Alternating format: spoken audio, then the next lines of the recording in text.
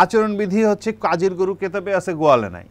যে আচরণবিধি করা হয় ওইটা সবসময় আমরা লঙ্ঘন দেখেছি। আমার এলাকায় মানে যেতে যেতেই আমার যাওয়ার সুযোগ হওয়ার আগেই তো আসলে আরেকজন কয়েক কোটি টাকা খরচ করে ফেলবে। তো এই ধরনের পুরো ব্যবস্থাটা যদি থেকে যায় তাহলে আসলে নির্বাচনের পরে সে সাধু হয়ে যাবে, আর নির্বাচনের আগে সে চোর থাকবে, এটা তো হয় না। বাংলাদেশে একটা সাধারণভাবে যে জীবনযাপন করে তার পক্ষে তো আসলে মানে কোনো ধরনের এমপি ইলেকশন করাই সম্ভব না। লেভেল প্লেইং ফিল্ডের ক্ষেত্রে অর্থ একটা ব্যাপার, হ্যাঁ, মার্শাল একটা ব্যাপার। ধরেন আপনার পোস্টার লাগাবেন, পোস্টারটা ছিঁড়ে নেবে। তো আমাদের মতো দল বা মানে রাশিদদের মতো মানে লোক তারা নির্বাচন করবে কিভাবে? করবে হচ্ছে যে আমাদের এখন কি করতে হবে যে ভাই আপনার কাছে আমি যাইতে চাই, আপনি আমাকে সাহায্য করেন, এইরকম জায়গায় যাইতে হবে। তো কারণ আমাদের তো উপায় নাই। শেখ হাসিনা একটা পুরোপুরিভাবে নির্বাচনটাকেই মানে উঠাই দিয়েছিল, সেইখান থেকে হয়তো একটা পরিবর্তন হবে।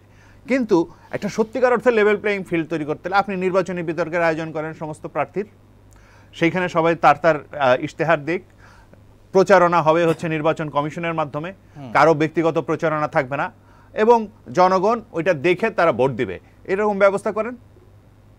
যদি সত্যি সত্যি এরকম একটা লেভেল প্লেইং ফিল্ড চান তাহলে এই ব্যক্তিগত প্রচারণা পদ্ধতিই বাতিল করে দেন।